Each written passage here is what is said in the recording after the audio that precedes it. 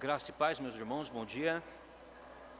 Louvado seja Deus, que nos permite mais um dia na sua presença para estarmos adorando o Senhor na beleza da sua santidade, louvando a Deus por todas as bênçãos que Ele tem nos concedido, tem nos abençoado no decorrer da semana e nos abençoa, com este privilégio de podermos estarmos no primeiro dia da semana na presença dEle, buscando aprender da sua vontade e andarmos segundo a sua vontade para o louvor da sua glória.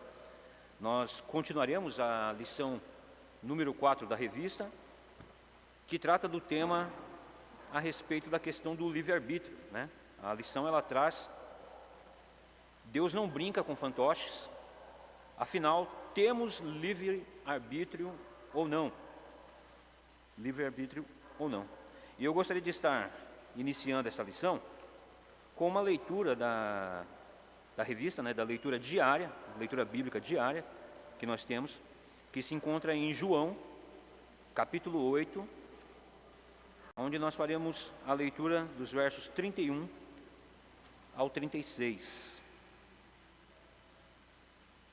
Evangelho de Jesus Cristo, segundo João, capítulo 8, faremos a leitura do verso 31 ao 36. Que diz a palavra do Senhor.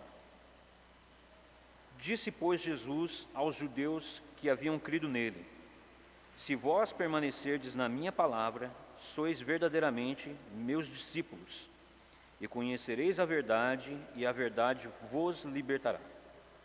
Responderam-lhe: somos descendência de Abraão, e jamais fomos escravos de alguém. Como dizes tu, sereis livre?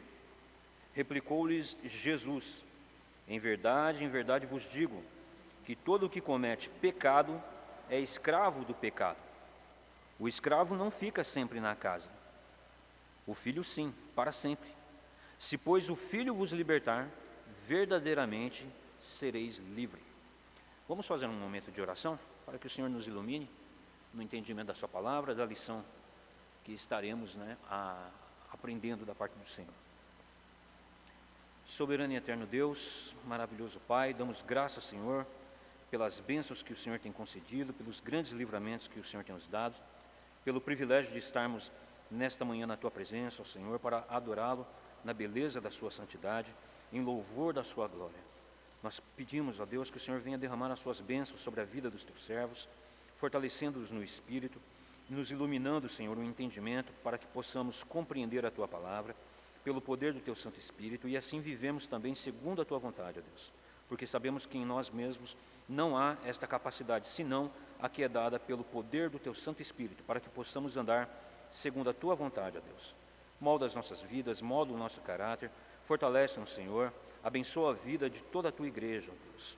Aqueles que não puderam estar conosco nesta manhã, aonde eles estiverem, que o Senhor os livre de todo mal, e que eles possam ser o bom e maravilhoso perfume de Cristo nesta terra. Nós te pedimos, Senhor, em nome de Jesus Cristo. Amém. Então, irmãos, nós vamos dar continuidade nesta lição, e eu quero fazer uma breve recapitulação do que nós vimos até esse momento. A lição ela se divide em 3 pontos, Ela vai nos dar uma apresentação geral a respeito dessa questão do anseio da humanidade por liberdade, sendo mostrada nas reuniões, das organizações das Nações Unidas, onde é batido um martelo de que a humanidade anseia por liberdade, e que sem liberdade é impossível se ter uma vida saudável, uma vida que vale a pena ser vivida, uma vez que você limita a pessoa de poder fazer aquilo que ela possa fazer, mas com responsabilidades também para o desenvolvimento da sociedade como um todo, e poder desenvolver um crescimento de bom aproveitamento, tendo assim um futuro saudável, como também deixando para trás um legado saudável, para que as pessoas possam sempre olhar para trás, aprender com o seu passado, vendo o que nos foi legado, e assim manter uma vida saudável, sempre pautando a questão da liberdade. No primeiro ponto nós vimos que a liberdade ela é racional, e é à luz das Escrituras que nós vamos prestar atenção a respeito do que é ser livre. Livre de quê? Livre para quê? Qual o motivo de ser livre? E uma vez que se coloca essa pergunta, liberdade, coloca-se também o pensamento de que somos escravos de alguma coisa, estamos presos a algo. E aquilo que nos prende, nós almejamos nos ver livre para ter uma vida, não para que nos agrade a nós, mas que agrade a Deus, que fez o homem segundo a sua imagem, segundo a semelhança, para que o homem pudesse sujeitar toda a criação, vivendo em harmonia com a criação e para o louvor da glória de Deus. Então, para que nós possamos ter uma vida com liberdade, uma vida que seja para o louvor da glória de Deus, a Escritura nos apresentou que a nossa liberdade, ela é racional, ela analisa o mundo à nossa volta, ela analisa a sua situação pessoal, ela analisa as suas escolhas que você faz. Então o homem é chamado a observar o mundo à sua volta, a observar aquilo que ele está fazendo e que ele possa agir de acordo com aquilo que ele é capaz de escolher. Porque Deus o capacitou com essa capacidade de analisar, de raciocinar as coisas. É aí que nós temos a imago Dei no homem, a imagem de Deus. Deus nos fez a sua imagem e semelhança. Aprendemos que Deus é espírito, né? De que a comunicação desse dom de Deus para o homem é justamente isso que é primordialmente do Senhor. No princípio, Deus. E Deus viu que era bom, e Deus criou um mundo de maneira ordenada, vendo que tudo foi feito muito bom, e colocou o homem para que o homem sujeitasse a natureza, usando o quê? Essa capacidade de análise, essa capacidade de escolha que Deus comunicou ao homem. E nós vamos ver que a Escritura ela é recheada, mostrando que sempre Deus coloca diante da sua criatura, o ser humano, que foi feito à imagem e semelhança de Deus, essa capacidade de escolher o melhor, de escolher o que é bom, de escolher aquilo que ele possa viver de maneira saudável e que agrade ao seu Senhor, porque deu ao homem tudo o que é muito bom, e deu de maneira a sobrar. Nós vimos em toda essa lição que Deus ele é gracioso, é um Deus que cuida de nós, apesar de nós, de nossa condição caída, vivendo num modo corrupto de viver. O Senhor sempre nos orienta a vivermos de maneira que vai nos trazer benefícios, que vai nos trazer uma vida com alegria, uma vida saudável. O Senhor sempre está apresentando e apresentando também aquilo que é contrário, aquilo que é mal, não deixando o homem no escuro. Sempre o Senhor apresenta, olha, se vocês escolherem viver, vocês viverão com fartura, vocês terão comida, vocês terão uma saúde, vocês viverão em uma sociedade que é agradável viver e que glorifica a Deus. Mas se vocês não andarem segundo a minha vontade, do Deus que criou tudo muito bom, de maneira perfeita, vocês escolherão o quê? Fome, doença, guerras, espadas, essas coisas virão sobre vocês. Então a Escritura ela apresenta isso e Deus sempre coloca o homem, escolha viver. Ou seja, escolha aquilo que é melhor. Mas infelizmente, devido à nossa condição caída de morte espiritual, o homem, embora ele confesse com a boca de que ele não queremos viver, queremos aquilo que Deus tem nos apresentado, que é o melhor para a vida. O homem, ele acaba vivendo segundo a sua condição caída do seu coração. Mas Deus sempre mostra que o homem é quem escolhe e ele é responsável pelos seus atos. E agora nós vamos entrar no ponto B da lição, que vai tratar da questão da liberdade responsável. Ora, uma vez que nós analisamos, que nós somos chamados a prestar atenção nas coisas que são colocadas adiante de nós, daquilo que é imoral, daquilo que é mal, daquilo que é pervertido, também é colocado na nossa presença aquilo que é bom, justo, que é correto, que louva a Deus e que é perfeitamente dado por Deus para que possamos viver para o louvor da sua glória. E esse ponto B ele vai começar chamando a nossa atenção para esse ponto, de que a nossa liberdade, ela é racional, mas também ela tem o quê? Responsabilidades, e responsabilidades para com nós mesmos, para com o próximo e principalmente diante de Deus. Grande parte da crise moral de nossa sociedade se deve à tentativa de negar a capacidade humana de escolha pessoal. É comum se justificar, por exemplo, uma imoralidade em razão de problemas com os pais ou uma crise por causa da exclusão da sociedade de consumo.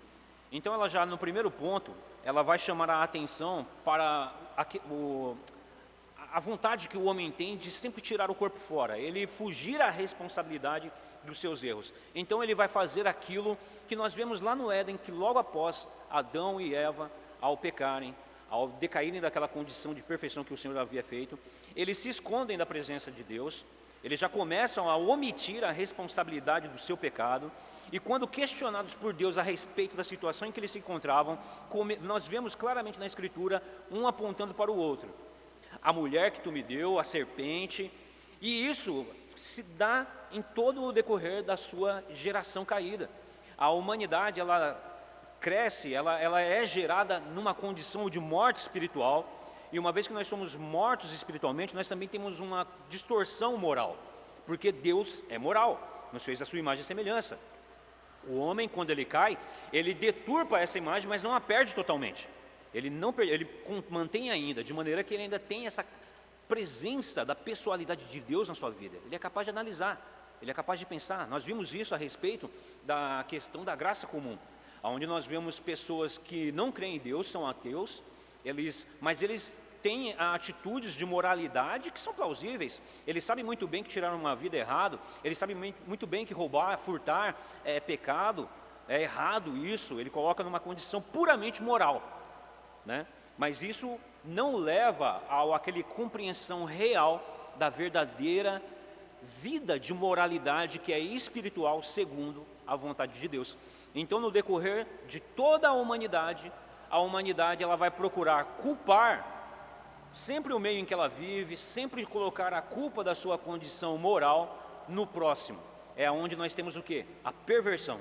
Essa é a perversão do homem para com o seu próximo. É a perversão do homem para aquele que foi feito, assim como ele, à imagem e semelhança de Deus. Nós vamos ter aí na história dos pensadores, homens que regem, né, toda a nossa sociedade.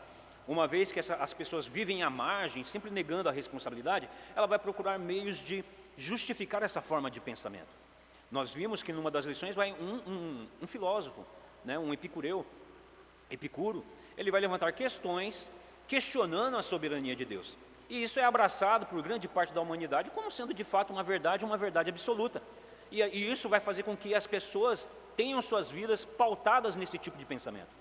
E nós vamos ter outros grandes pensadores também, homens que usaram essa capacidade dada por Deus de pensar, de ver o mundo a que foram incluídos, de pensar o mundo em que vivem, mas de criarem um pensamento, de uma conduta de vida que é contrária àquela dada por Deus, de que o homem, ele não é autônomo.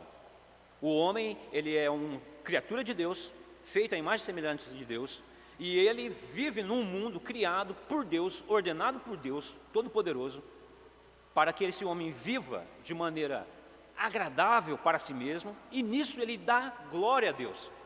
Mas alguns pensadores humanistas, homens que são ateus, ou seja, eles vivem numa condição de humanidade natural, que é aquela humanidade onde eles se encontram nesse estado de morte espiritual. E eles vão trazer pensamentos de que o homem, ele é livre em si mesmo, de que o homem é bom, mas a sociedade é que o deturpa. Então aí começa esse pensamento de condicionamento da humanidade pelo meio em que ele vive. Então o homem não é mau, o homem, ele é bom, ele nasce ali neutro, mas é a sociedade quem o deturpando. Mas isso é um erro, porque a Escritura vai nos apresentar que todos nós fomos feitos de maneira perfeita, no sentido de que nada nos faltou, de que Deus fez tudo muito bom, nos deu capacidade de analisar, como nós vimos, de raciocinar as escolhas, e de que nós sempre tendemos a fazer aquilo que está no íntimo do nosso coração, contrariando a vontade da pessoalidade de Deus, que é bom, perfeito e santo. Então, nós começamos a partir dessa condição de morte espiritual a tirar o corpo fora, não assumindo responsabilidades pelos nossos atos. Nós vemos isso como o quê? Covardia, medo da vida, criando formas de escapismos, das quais muitas das vezes nós, como os cristãos, somos chamados e recebemos esse rótulo, porque cremos num amigo imaginário, nós vivemos num mundo totalmente alienado do mundo real, onde nós precisamos ter uma rocha, e nós temos essa rocha, e essa rocha é Cristo.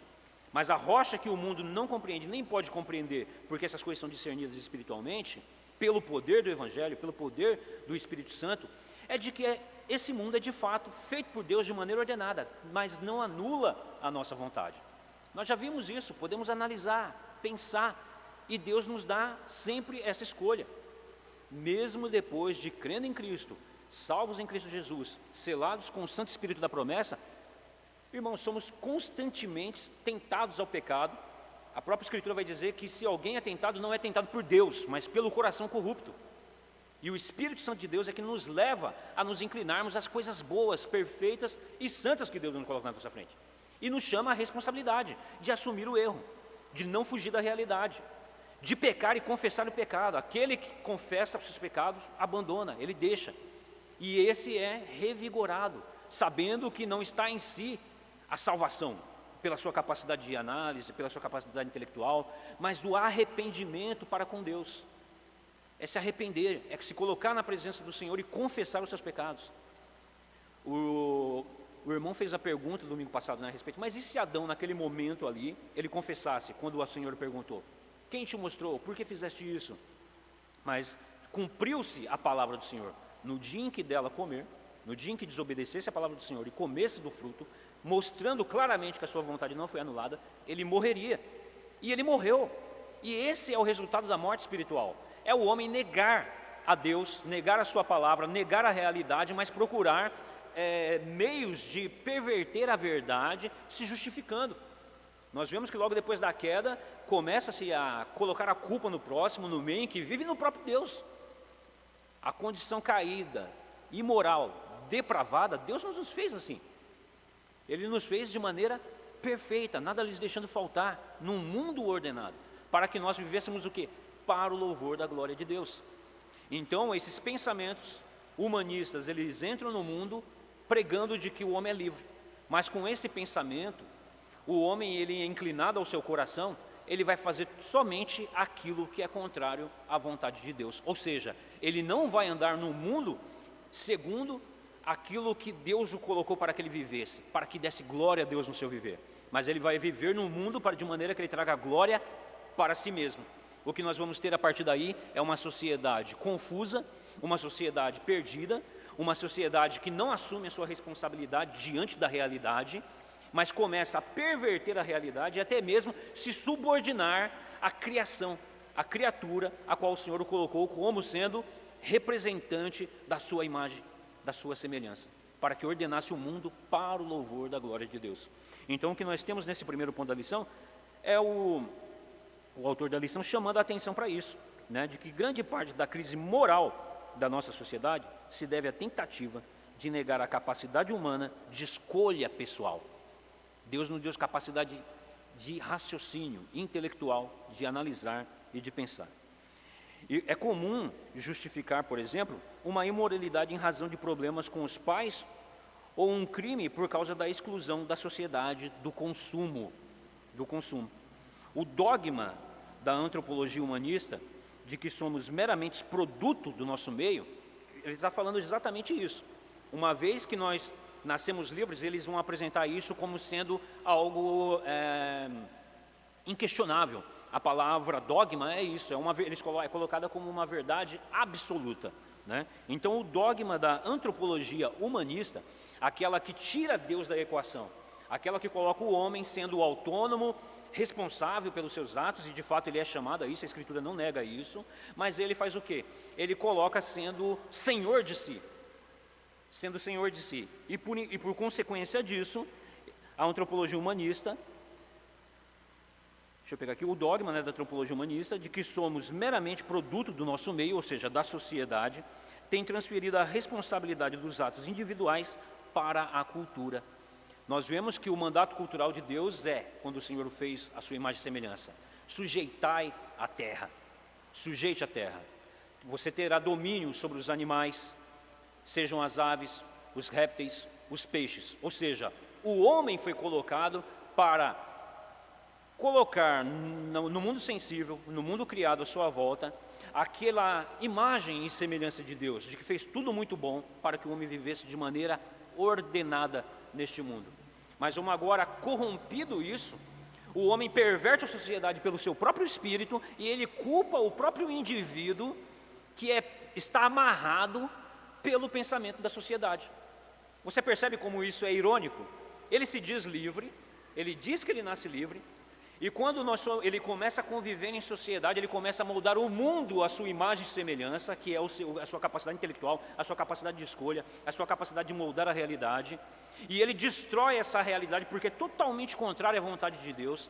Sabemos nós que o homem tem no coração, ele tem na sua mente a lei de Deus gravada, de maneira que é ela que nos acusa constantemente diante das coisas erradas, mas o homem faz o quê? O homem, ele corta esse sinal com Deus, de maneira que ele procura fazer aquilo que a sua consciência está rejeitando, e ele procura dar mais lado àquela condição totalmente contrária à vontade de Deus, ou seja, Deus o entrega ao desejo do próprio coração. É isso que você quer? Então faça. Nós temos o relato de Romanos, de que uma sociedade pervertida, ela não só comete o mal, como chama o próximo para que faça igual a ele.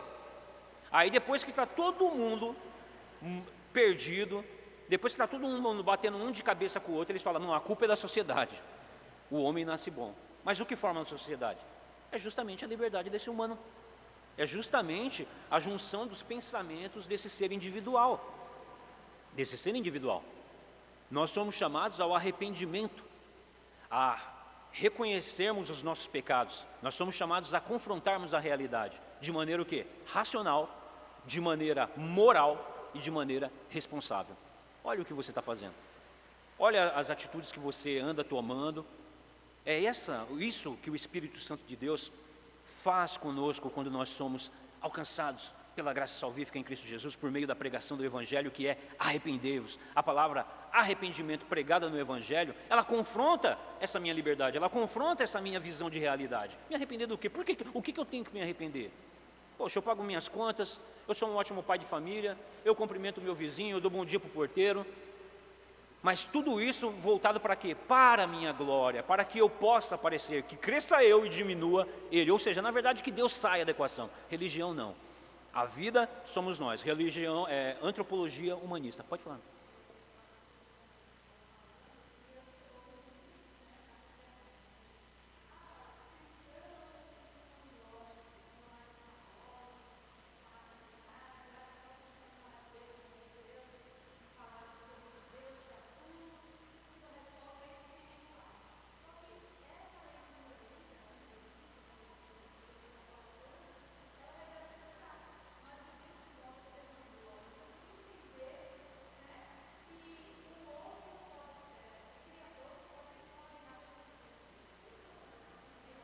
Sim.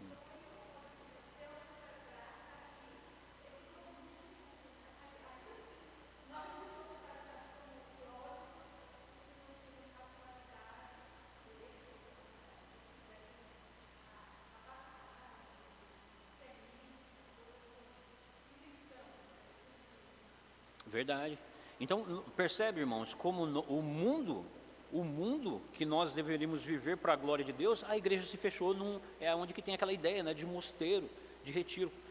É bom o retirar-se, né? Jesus Cristo, o próprio Senhor Jesus Cristo, ele fez isso, ele se retirava para momentos de comunhão com o Pai, né, momentos ali de reflexão, e depois ele retornava, né, para a sociedade, para estar ali com os discípulos. Assim é a igreja, né? A própria palavra igreja, né, ela traz esse sentido, né, reverendo, de chamados para fora. Ou seja, nós somos tirados do mundo, mas depois nós somos de novo enviados no mundo, como agora com uma nova visão, com uma nova consciência, para vivermos daquela maneira para que Deus nos fez, para que vivamos na sociedade, no mundo para a glória de Deus, né? E é onde que eu, inclusive, estou lendo um livro da Nancy Pierce, que ela vai falar a respeito de que muitas pessoas acabam rejeitando a fé cristã, porque nós não encontramos cristãos respondendo às grandes questões da humanidade, que foi deixada para o pensamento humanista.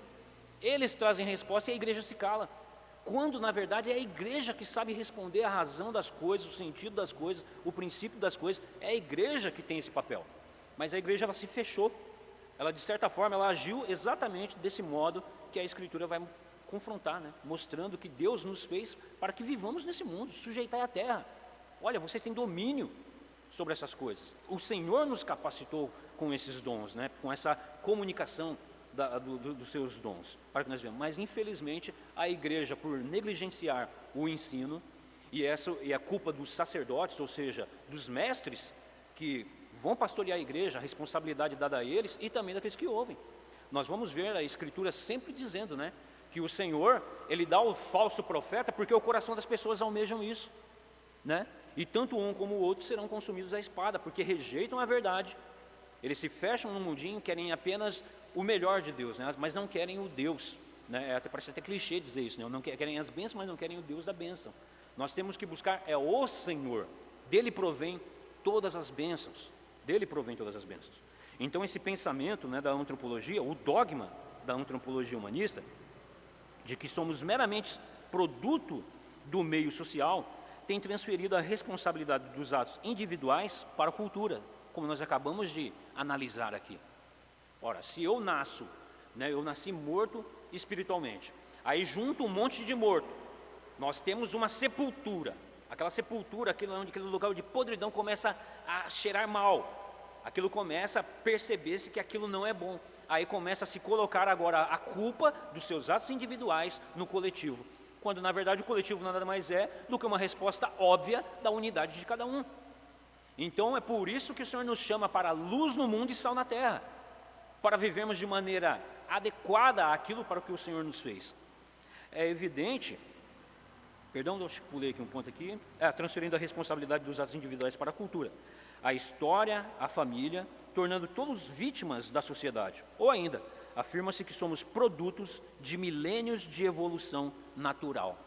Essa palavra é muito comum no mundo em que nós vivemos hoje, né? O darwinismo aqui chama a atenção para Charles Darwin, né? Que foi aí um cientista, um filósofo, um estudioso, que ele, ao observar a natureza e analisar alguns pontos, ele chegou à conclusão de que há uma evolução filosófica, de pensamento, há uma evolução também física no meio que se vive, mais aleatória, de maneira que o organismo luta para se manter vivo individualmente, contrário ao mundo à sua volta, ordenado, né? Então esse evolucionismo natural, ele vai entrar em todo o campo do conhecimento humano, ele vai entrar em todas as áreas, dizendo que o homem é apenas fruto do meio, ou seja, de que o homem é livre, de que ele é um individual, ele é individual totalmente alheio do mundo à sua volta, e com isso vai levar a uma maneira de pensar totalmente à parte da vontade de Deus, que criou tudo perfeitamente, de maneira ordenada, para que o homem vivesse no domínio dessas coisas, sujeitando tudo para a glória de Deus. Então nós, continuando, ou ainda, afirma que somos produto de milênios de evolução natural, fazendo-nos todos vítimas da biologia. O próprio Darwin, ele vai ser profeta nisso, ele vai dizer que talvez ele pudesse ser refutado, se no futuro pudessem analisar isso de maneira microscópica. E nós estamos exatamente nesse momento. E os cientistas, ao estudarem, eles percebem que até na mais minúscula molécula, na minúscula célula, ela age de maneira ordenada como um maquinário que tem direcionamento, propósito, objetivo. Ele não age de maneira aleatória, senão do contrário, inclusive esse pensamento de evolução natural, ele anula a si mesmo. Porque não vai haver o quê? Um propósito, não tem um sentido, não tem um objetivo firmado para a sua evolução. Então esse próprio pensamento ele se desconstrói.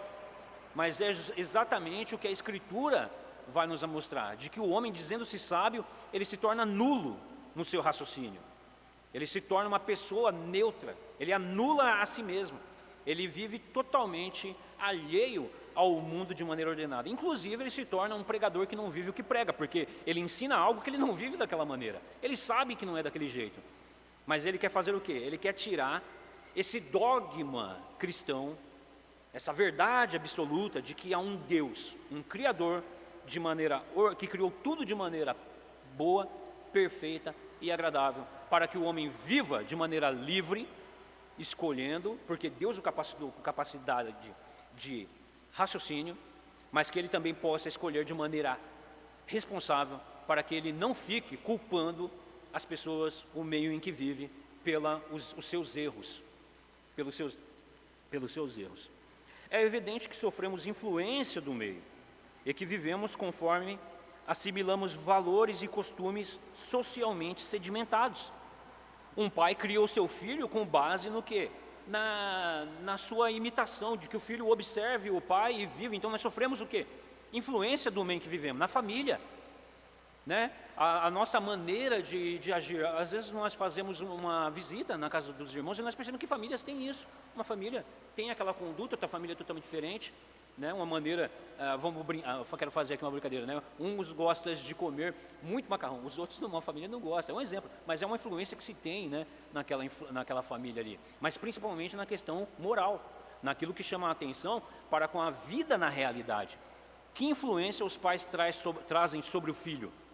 E que de maneira o filho é influenciado na escola? Sofremos de fato, não negamos isso. Mas a questão é, que atitude nós estamos tomando de escolha que influencia no nosso meio para o bem ou para o mal? Será que estamos fazendo análises coerentes do mundo em que vivemos para que tenhamos uma vida que agrade a Deus? Não que agrade apenas o meu ego? Porque isso é prejudicial, isso é perigoso, né? Então nós vemos que é evidente que sofremos influência do meio em que vivemos, conforme assimilamos valores e costumes socialmente sedimentados. O texto de Romanos, né? E aqui eu peço a ajuda do Diogo, que o Diogo irá projetar para nós o texto bíblico, para que nós possamos ver isso dentro das Escrituras, o que a Escritura nos mostra a respeito disso. É o texto de Romanos 1,32. Ora, conhecendo eles a sentença de Deus, de que são passíveis de morte os que tais coisas praticam, não somente as fazem, mas também aprovam os que assim procedem. Então nós vemos que a vida em sociedade, a vida daquelas pessoas que se entregam ao desejo corrupto do seu coração, e de que se espalha, porque todos pensam dessa mesma maneira, então não há o quê? Não há acusação contra o perverso, não há acusação contra aquilo que é imoral, não há acusação contra aquilo que é mal. Nós não vemos aí o sentimento de se sentir mal com as atitudes erradas. A pessoa ela não só faz o mal, como ela chama o próximo para fazer. E ela sabe que isso é passível de punição com morte. Ela tem consciência disso. Mas quem de nós nunca ouviu, né, aquele modo de pensar? Fazer escondidinho é muito mais gostoso, né? O proibido é mais legal. Parece divertido, traz aquela adrenalina, então a gente fala, não, vamos fazer e vamos praticar. Hoje pratica-se claramente à luz do dia. E isso é Deus entregando o homem à condição do seu coração corrupto, é o próprio Deus entregando, porque ele é ferido pela consciência, ele é ferido pela presença do bem que existe, porque Deus se revela em todo momento e tudo que Deus fez é bom. Mas o homem, ele faz o quê? Ele prefere dar lado à sua condição imoral e praticar. E não somente faz o que é mal, sabendo que aquilo vai levá-lo à morte, como chama os demais para fazerem. Ele vai chamando cada vez mais. Mas Deus responsabiliza tanto sociedades iníquas quanto indivíduos injustos por suas decisões más. É o texto aí de Ezequiel, do 2 ao 20. Ezequiel 18, do 2 ao 20. Que tendes vós? Vós que acerca da terra de Israel proferis este provérbio, dizendo: os pais comeram uvas verdes, e os dentes dos filhos é que se embotoaram. A alma que pecar, esta morrerá. O filho não levará a iniquidade do pai, nem o pai a iniquidade do filho.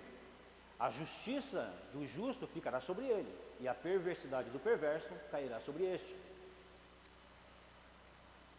Então nós temos, nesses dois versículos, essa questão de Deus chamar o homem à responsabilidade, porque em Israel estava se dizendo isso. Os nossos pais pecaram, eles cometeram seus erros, e agora a gente que paga o pato. Vamos falar assim de uma maneira bem clara, que todos nós entendemos. Usamos isso corriqueiramente no nosso dia, né? Poxa, fulano lá tomou uma atitude e eu agora tenho que pagar o pato, né? E isso estava sendo dito no meio do povo de Deus, no meio do povo de Israel. Um povo que recebeu de Deus a revelação especial de Deus. Tinham os profetas que eram boca de Deus, eles tinham as sagradas escrituras, né? Paulo vai chamar a atenção para esse ponto ali em Romanos no capítulo 2. Tu, que se diz, né, que é judeu, que louva a si mesmo, o nome judeu tem esse sentido, né, de conotação de louvor, mas eles não louvavam a Deus, antes eles louvavam a si mesmos, se dizendo que detentores da verdade, detentores do Deus soberano, detentores da revelação de Deus, das Sagradas Escrituras, e achando-se a última bolacha do pacote. Mas eles viviam numa condição que rejeitava, negava tudo isso que o Senhor dava. Isso mostra que ninguém está salvo pelo fato de carregar uma Bíblia, ninguém está salvo pelo fato de viver dentro de uma determinada congregação, mas de fato em andar inclinado à vontade de Deus para aquilo que é bom, perfeito e santo, sabendo que nada disso provém de nós, mas que é dom de Deus para que nós possamos viver no mundo de maneira responsável, tanto para com a sociedade, quanto principalmente para com Deus, porque o nosso Deus é um Deus santo, é um Deus santo. Essa questão da palavra de Deus santo é que ele é separado da sua, ele transcende, ou seja, ele está à parte da sua criação, ele está, mas de maneira que ele é responsável por tudo, porque tudo provém dele, tudo provém dele. Então nós devemos andar segundo o Senhor é, porque ele nos fez o quê? Comunicando a sua pessoalidade. Então que nós possamos fazer o quê? Andar na verdade, andar procurando a justiça, andar, e não, ou seja, assumindo a responsabilidade pelos nossos atos. E aqui nesse sentido traz a ideia de Adão. Adão pecou e eu é que pago o pato hoje? Poxa, o que você faria no lugar de Adão? Né? O que você faria? Você faria a mesma coisa, porque você estava em Adão. Nós vivíamos em Adão. E quando somos transformados pelo poder de Cristo, nós somos transportados do mundo de morte, de escravidão do pecado em Adão, para vivermos na luz e para o reino da glória de Deus em vida em Cristo Jesus. É uma posição moral em que nós fomos transferidos. Nós éramos mortos espiritualmente e agora, por meio da pregação do Evangelho, pelo poder do Espírito Santo de Deus, agora estamos em Cristo Jesus, uma nova vida, um novo modo de viver para a glória de Deus. E em Israel estava se dizendo isso, e o Senhor repreende, e chama a responsabilidade para cada um. Aquele que pecar, este morrerá. Hoje nós temos entendimento de que todos nós nascemos debaixo do pecado. Todos nós nascemos condenados, porque todos nós nascemos mortos nos nossos delitos e nos nossos pecados. Mas aprove a Deus, pela sua graça, pela sua misericórdia, não por nenhum mérito que houvesse em nós, como o irmão bem acabou de ler o texto de Ezequiel também 32. Saibam bem, ó Israel, que não é por causa de vocês que eu faço essas coisas, mas por causa do meu nome.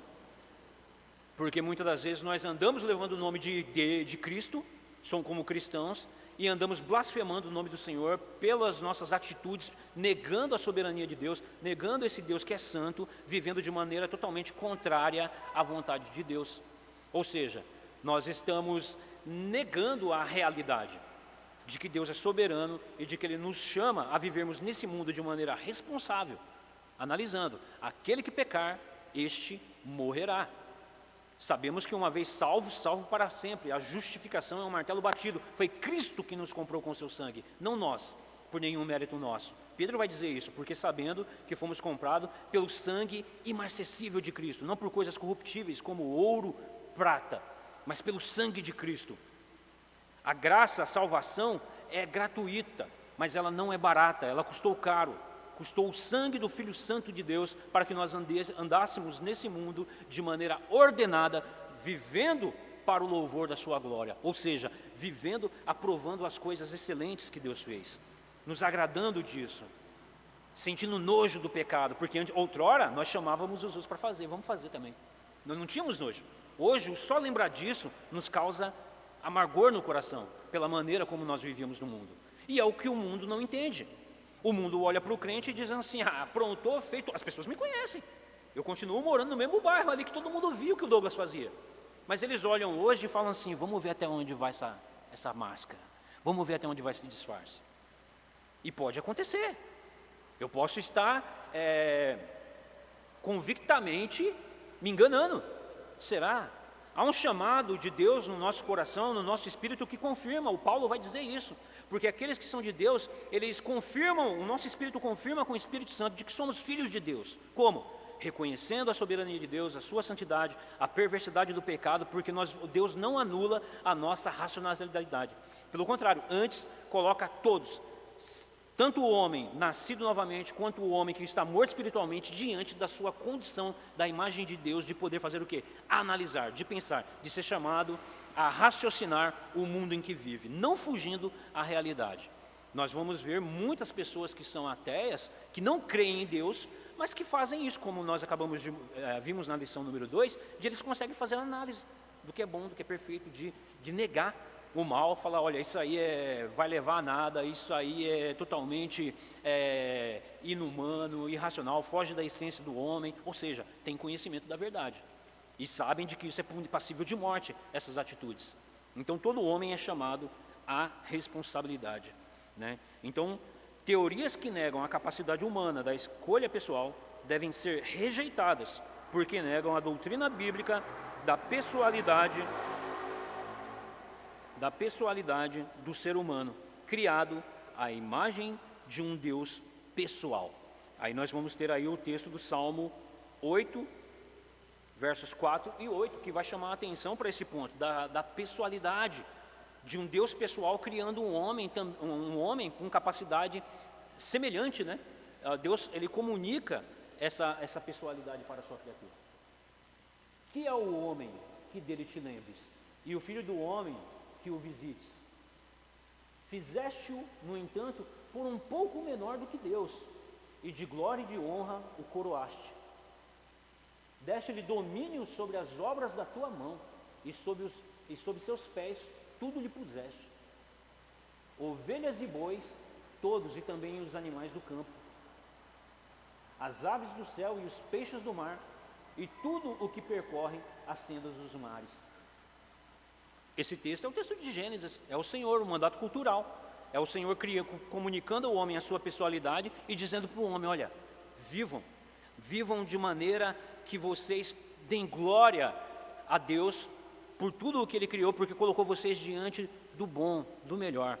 Ele não deu para nós nada faltando, nada como vamos dizer, com mão no bolso, né, mão fechada. O Senhor deu sobrando, para que nós vivêssemos de maneira ordenada, porque nos capacitou com a sua pessoalidade, com essa capacidade de olhar tudo isso e de agora investirmos no mundo o nosso espírito, que o quê? Que reflete a imagem de Deus, vivendo de maneira muito boa. É por isso que Paulo vai ensinar, né, que nós devemos servir aos senhores humanos, né, aqueles a quem nós somos subordinados, porque há autoridades no mundo, nós somos empregados, trabalhamos, vivemos em sociedade, e nós devemos fazer o quê? Fazendo o melhor, sabendo que nós não fazemos para agradar a homens, mas para agradar a Deus.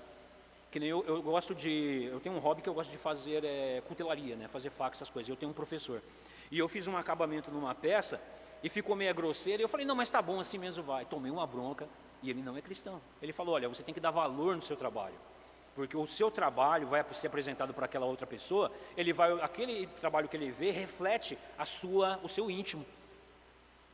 Ele não é crente, mas isso é o quê? É a graça comum de Deus me corrigindo. Presta atenção no que você está fazendo. Faça não para agradar a você mesmo ou agradar os homens, mas faça para agradar a Deus, porque é assim que as pessoas olham. O mundo olha para a igreja de Cristo e é crente, hein? E se diz crente. Isso aí é crente? Se isso aí é crente, então eu sou. A gente já ouviu isso, né?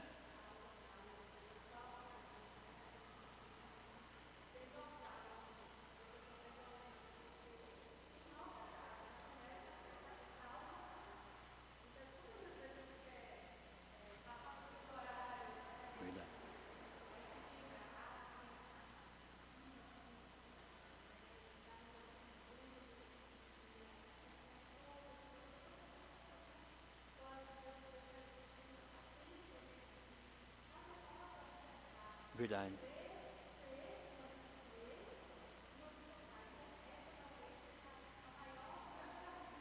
Do crente.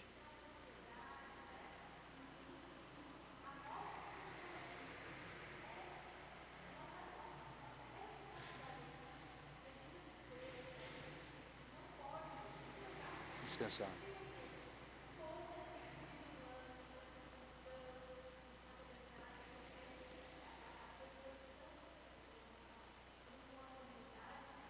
Verdade.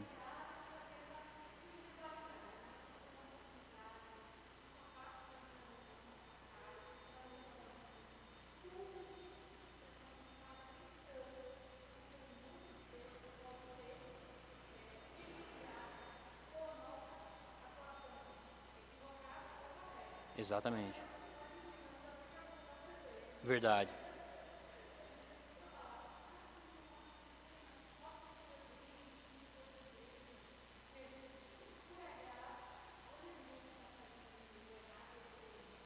É um testemunho, né, muito grande, e mostra como a nossa fé, ela não é puramente teórica. Não é puramente teórica. Inclusive, grande parte desses pensadores humanistas, eles vão fazer essa separação, né, entre a vida prática e a vida teórica. Por isso que eles têm os grandes pensamentos, os moldes de sociedade ideal, mas a sociedade nega pela prática, porque não condiz com o que ele pensa como ideal, mas condiz com aquilo que é o que? O ser humano é guiado pelo seu coração, pela sua condição moral, né? E nós, como nós, chamando sempre a atenção para isso, que nós passamos de Adão, da condição morte espiritual, para Cristo, que é vida e vida para com Deus, vida em comunhão com Deus de maneira agradável a Deus, nós temos que demonstrar no mundo, nas coisas que nós fazemos, pelas nossas atitudes, né, e dando o quê? Glória a Deus, para que as pessoas glorifiquem a Deus. Então a Escritura Sagrada, continuando esse parágrafo, a Escritura Sagrada ensina que o justo juiz cuida para que cada um receba aquilo que lhe é devido, né? Deus vai pagar a cada um segundo as suas atitudes, né? Nós vamos ter aí uma sequência de textos, começando com Jeremias, né? 17:10, e vamos até o texto de Gálatas 6:7. Que diz o texto de Jeremias, né? 17:10. Eu, o Senhor, esquadrinho o coração, eu provo os pensamentos, e isto para dar a cada um segundo o seu proceder, segundo o fruto das suas ações. Porque o Filho do Homem há de vir na glória de seu Pai com os seus anjos, e então retribuirá a cada um conforme as suas obras. Mas segundo a tua dureza e coração impenitente, acumulas contra ti mesmo ira para o dia da ira e da revelação do justo juízo de Deus, que retribuirá a cada um segundo o seu procedimento. A vida eterna aos que, perseverando em fazer o bem, procuram glória, honra e incorruptibilidade. Mas ira e indignação aos facciosos, que desobedecem à verdade e obedecem à injustiça. Tribulação e angústia virá sobre a alma de qualquer homem que faz o mal, ao judeu primeiro e também ao grego. Glória, porém, e honra e paz a todo aquele que pratica o bem, ao judeu primeiro e também ao grego. Porque para com Deus não há acepção de pessoas. Não vos enganeis, de Deus não se zomba, pois aquilo que o homem semear, isso também ceifará. Então nós vemos que esse conjunto, né, de textos bíblicos, eles não estão nós não estamos citando aqui textos fora de contexto, não estamos fazendo exatamente aquilo que é venenoso, fazendo uma teologia toda em cima de um versículo. Antes, estamos fazendo uma hermenêutica bíblica, mostrando dentro da Escritura que a Escritura se conversa, de que um texto joga luz sobre aquele texto, porque ambos estão chamando a atenção para a mesma coisa. Paulo, principalmente Paulo ali em Romanos, que vamos dizer assim, que está bem próximo de nós, na quentinha aqui no templo, né, 2000 anos só atrás, em comparação a uma verdade absoluta, um dogma da fé judaica cristã, que Deus se revelou, o Deus que se revelou no tempo para as suas criaturas, um Deus que se revela o tempo todo, sempre chama o homem à responsabilidade, dizendo para ele, apresentando, como nós já vemos demonstrando, né, pela Escritura, de que Deus tem colocado diante do homem as suas escolhas. Quando fala que Deus irá julgar as obras, não está querendo dizer que nós somos salvos por obras, não é isso, mas é de que diante da verdade, que não se pode rejeitar, de que Deus é soberano, de que Ele é Senhor, de que Ele é Criador de todas as coisas, Ele nos apresenta, nos chamando o quê? A atenção para a nossa capacidade de analisar o que é bom, o que é belo, o que é perfeito. Ele vamos ser cobrados pelas atitudes que nós tomamos, porque somos o quê? Livres diante das nossas atitudes. Nós tomamos a atitude pensando e tomamos as nossas atitudes com responsabilidades, ou seja, nós tomamos cientes daquilo que nós haveremos de sofrer a consequência. Lembra do texto? Não somente sabendo que eram dignos de passíveis de morte, o que tais coisas praticam, como também aprovam os que assim procedem.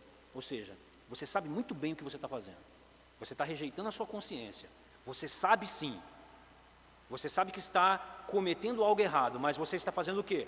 Você está anulando a vontade de Deus de que isso é errado, apontando para você de que isso é bom, e você continua insistindo em praticar.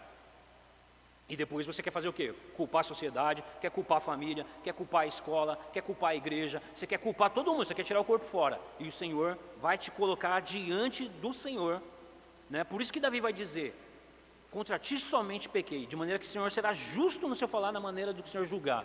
Porque diante de Deus não existe tirar corpo, Ele sonda o coração, Ele nos conhece o íntimo, Ele nos conhece o íntimo. Né, o nosso pensar, a palavra não chegou à boca, o Senhor já conhece, o Senhor sonda os nossos corações. É da onde a gente temos, né, aquela máxima da reforma que vai nos chamar a atenção para o corandeu, sempre diante de Deus. Não se restringindo apenas a um templo, mas na sociedade, no mundo, nós estamos sempre na presença de Deus. Adão não pode se justificar dizendo que comera do fruto proibido, apenas porque ele tinha sido oferecido pela esposa que Deus lhe dera. Nem Eva pôde se esconder atrás da desculpa de que havia sido enganada pela serpente. É o texto de Gênesis 3, 11 e 13.